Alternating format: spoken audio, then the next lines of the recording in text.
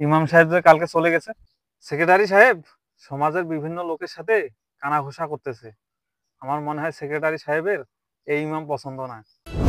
মাগরিবের নামাজ পড়ে নিয়ে আপনার টেনশন করার দরকার নেই, আমার লোক সেট করা আছে। ও, কথা তাহলে তো সত্যই, যেটা শুনলাম সেটা তো বাস্তব হয়ে গেল এখন। আপনি যেমন একজন মানুষ, ঠিক আছে, আপনার যেমন একটা পরিবার আছে, ঠিক একজন ইমাম সাহেবের পরিবার আছে। হ্যাঁ, অবশ্যই আছে। আপনার যেমন শখ আহ্লাদ আছে, তারও শখ আহ্লাদ আছে। ঠিক আছে, সে চাকরি করার জন্যই মানে তাকে আমরা একেবারে টাইম টু টাইম তাকে ছুটি দিব, টাইম টু টাইম সবকিছু করব, এমনটা ঠিক না।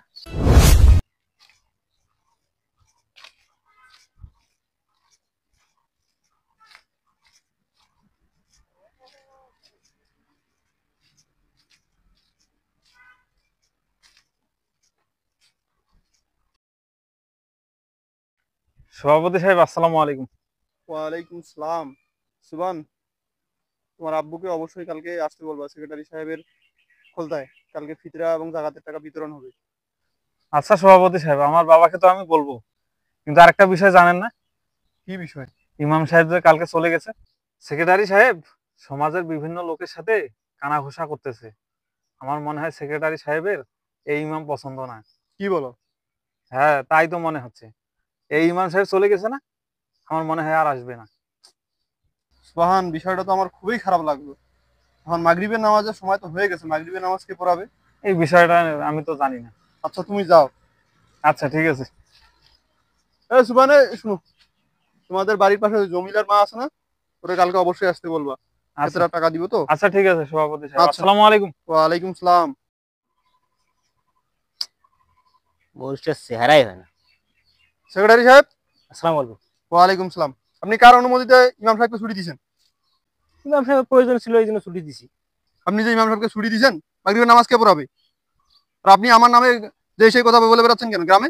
আপনার আমাকে ভালো লাগে না, আপনি আমাকে ডিরেক্ট বলবেন। গ্রামের লোকদেরকে বলছেন কেন শুনি? আমি বাসা থেকে বের হয়েছি, গ্রামের এক একটা লোক আমাকে যে সেই বলতেছে আমার জন্য নাকি বলে ইমাম সাহেব থাকতে পারে না। এ তো একটু ধরনের আচরণ আপনার। কে বলছে আপনাকে? আমি গ্রাম থেকে আসতে আসতে তো দেখা হইলো অনেকজন লোকের, আবার এটাও বলে বেড়াইলো যে আপনি নাকি ইমাম সাহেবকে পছন্দ করেন না। কত সুন্দর একটা ইমাম, কি সুন্দর তার বয়ান, আপনার তারও পছন্দ হয় না? আমি ইমাম সাহেব রাখছি তো আপনি ওনাকে তারে দিছেন। শুনেন, আপনি যার কাছে না, আপনি লোকটা আসলে ভালো না, অভদ্র লোক কোথাকার। একটা সুন্দর সমাজকে নষ্ট করে ফেলেছেন আপনি। আজকে যে মাগরিবের নামাজ পড়বো, কে নামাজ পড়াবে? আপনি নামাজ পড়াইতে পারবেন? আমার মাগরিবের নামাজ পড়ে নিয়ে আপনার টেনশন করার দরকার নেই, আমার লোক সেট করা আছে। ও, কথা তাহলে তো সত্যই, যেটা শুনলাম সেটা তো বাস্তব হয়ে গেল এখন। কি শুনছেন আপনি? আপনি ইমাম সাহেব সেট করছেন আর একটা, ওনাকে তারে দিছেন যাতে উনি আসতে না পারে। মানে আমার অনুপস্থিতিতে আপনি ইমাম সাহেবের সাথে খারাপ আচরণ করে ওনাকে পাঠিয়ে দিছেন। মন মানসিকতাগুলো চেঞ্জ করেন। আর আপনি নেক্সটে কেমনে এই সেক্রেটারি হন আমি সেটা দেখতেছি। শুনেন, জামাতের একটা লোকের সাথে আপনার ভালো সম্পর্ক নেই। আপনার কি কথা বলা শেষ? আচ্ছা বলেন। আপনি এই যে এতক্ষণ ধরে যে এতগুলো কথা বললেন, এই কথাগুলো আপনি আরেকজনের কাছে শুনছেন। এই যে কিছুক্ষণ আগে আপনি যে কথাটা বললেন, যে কি বললেন, যে আপনার যদি আমার পছন্দ না হয় তাহলে আপনি আমাকে সরাসরি বলতে পারতেন। তা তো অবশ্যই। আচ্ছা, ভালো কথা। আপনি আমার কথা আমাকে বলবেন, আপনি পাশের লোককে কেন আচ্ছা, বলবেন? ভালো কথা। আপনি সরাসরি আইসা আমারে জিজ্ঞাসা করতেন যে আপনি নাকি আমার সম্পর্কে অমুককে এই কথা কইছেন। ঠিক আছে, আপনি এই কথাটা তো আগে এই জিজ্ঞাসা করলেন সেন্সটা না। থাকবে মাথায়। আপনি ইমাম সাহেবকে আমি পাঠাই 27শে রমজানের দিন, আজকে 23 রোজা চলতেছে, আপনি কোন বিবেকে পাঠাই দেন? এই তো বললাম তো, আপনি মানে শুনছেন কিন্তু আমার কাছে তো জানতে চান নাই। আপনি কি কারণ জানতে চাইছেন? জানতে চান না। না আচ্ছা আইসা বলেন, আপনার আপনি আপনার কথা বলেন। অনেকগুলো কথা বললেন। আপনি ভুল করছেন তা বলবো না? আপনি কালকে কইছিলেন। আমি আমার শ্বশুর বাড়িতে গেছিলাম। আমি হচ্ছে বড় জামাই। আমার শ্বশুর শাশুড়ি শালা সবাই আমার জন্য, আমার থেকে কিছু আশা করে। তো ওদেরকে কেনাকাটা করার জন্য গেছিলাম। তা আপনি যে ছুটি দিয়েছেন, আপনি আমাকে একটা ফোন দিবেন না? ওই তো ফোনটা বললাম, দিছেন? এই তো নিজের নিজের ব্যাপারে 16 আনা আর অন্যের ব্যাপারে 4 আনা। ফোনের ব্যাপারে কি করলাম? শুনেন, আমি আপনার বলি, আপনি অনেক কথা বলছেন, এখন আমি বলতেছি, আপনি শুনেন। বলেন। ইমাম সাহেব আপনাকে ফোনে ট্রাই করছে, আপনাকে পায়নি। হয়তো অফলাইনে ছিলাম। যাই হোক, তারপরে উনি আমার কাছে আসছে। আসার পরে উনি আমাকে বলছে, ওনার পারিবারিক সমস্যার কথা বলছে, যে সেক্রেটারি সাহেব, ওই আমার বাসা তো একটু দূরে, আপনারা জানেন। হ্যাঁ ঠিক আছে, জানি যে আমার তো ঈদের একটু কেনাকাটা করতে লাগে, একটু শ্বশুর বাড়িতে কেনাকাটা করে দেওয়ার লাগে। আমার তো শ্বশুর মারা গেছে, ঠিক আছে, আমার শুধুমাত্র আমার শাশুড়ি আছে, আমার ছোট্ট একটা শালি আছে, ওইখানে যাইতে হয়। আপনারা যদি একদিন আগে আমার ছুটি দিতেন আমার জন্য উপকার হতো। তা আমি এখন চিন্তা করলাম যে আমার তো ওই ভাই তো হাফেজি কমপ্লিট করে ও ঈদের ছুটিতে আসতেছে, নামাজও তো কোনো সমস্যা হবে না, তাহলে বেচারা যেহেতু তার ছুটির প্রয়োজন, এই জন্য আমি ওনাকে ছুটি দিয়ে দিছি। ঠিক আছে, আমিও ট্রাই করছিলাম আপনাকে ফোনে, আপনার ফোন তখন ব্যস্ত। আর হুজুর যখন ফোন দিছে তখন ফোন আপনার বন্ধ ছিল, আপনি হয়তো নামাজ পড়তেছিলেন ফোন বন্ধ করে, এই জন্য আপনি ফোন ধরেন নাই। পরে আমি যখন ট্রাই করছি তখন ফোন আপনার ছিল ব্যস্ত, আপনি হয়তো কারোর সাথে কথা বলতেছেন, যার কারণে আপনার সাথে কি হয়নি, আমাদের কমিউনিকেশন হয়নি। আমি এখন চিন্তা করছি এখন এই জিনিসটা হচ্ছে মানবিক বিষয়।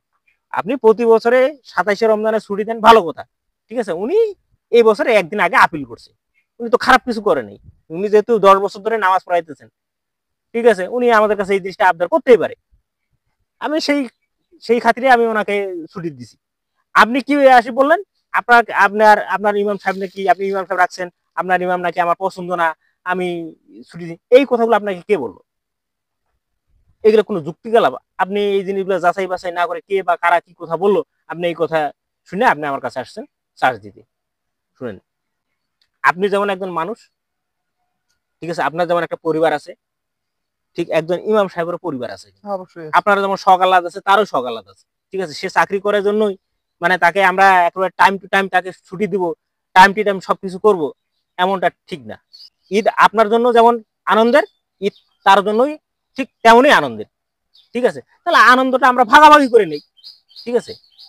এই জন্য আমি ওনাকে ছুটি দিছি, আমি তো মানে খারাপ কিছু করিনি।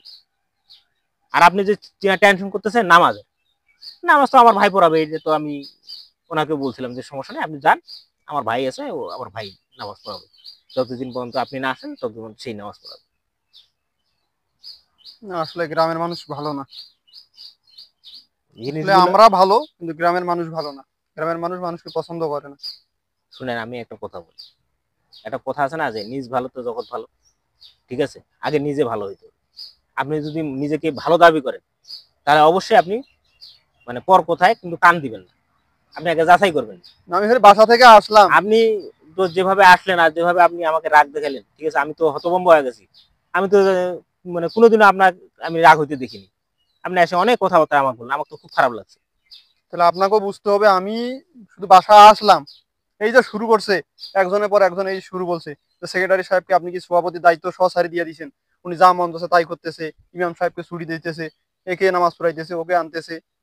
এগুলো আলাপ আলোচনা যদি আপনি শুনেন তাহলে আপনার মাইন্ড সেট আপ কেমন হবে আপনি একটু ভাবেন না তো। ঠিক আছে, কিন্তু আপনি তো আইসে আমাকে সেভাবে বলতে পারতেন। আমি তো বাইরে ছিলাম, আমার মাথা তো আর ঠিক ছিল না, তাই আপনারা বললাম। আচ্ছা, মনে কিছু নিয়েন না, অনেক কথা বলছি, ভুল হয়েছে আমার, আপনি আমার মাফ করে দিন।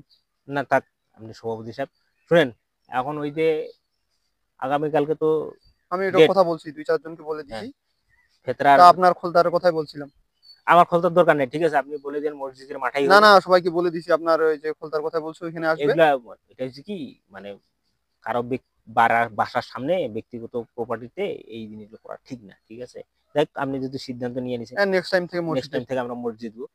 তো মোটামুটি তালিকা কিন্তু আপনি যেটা করছেন এটাই কিন্তু ফাইনাল, ঠিক আছে। নতুন করে আমি কাউকে ইনক্লুড করি নাই।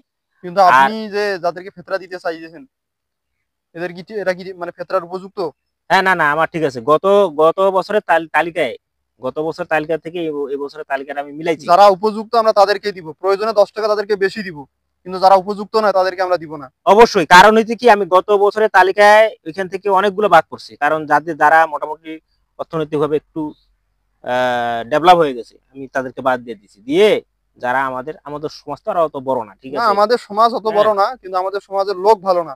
এরা খাইতে পারে কিন্তু দিতে জানে না না। ওই ওই সুযোগটা নাই।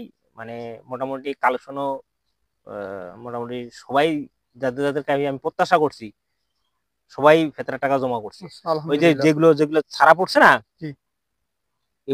গত বছরের তালিকা থেকে যারা বাদ পড়ে গেছে, জি। নেওয়ার তালিকা থেকে বাদ পড়ছে, এরাও আবার ফেতরা জমা দিয়েছে, আলহামদুলিল্লাহ, আল্লাহ ঠিক হেদায়েত আছে। দান করছে। মোটামুটি ভালো একটা অ্যামাউন্ট জমা হয়েছে।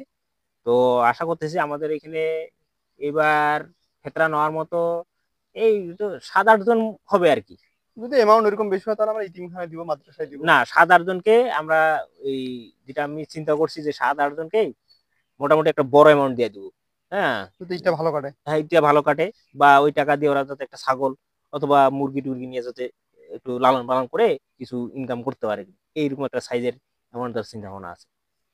আচ্ছা, যেটা করলে ভালো হয় ওইটা করেন। আচ্ছা, আসি। আচ্ছা, ঠিক আসসালামু আছে। আলাইকুম। ওয়ালাইকুম সালাম।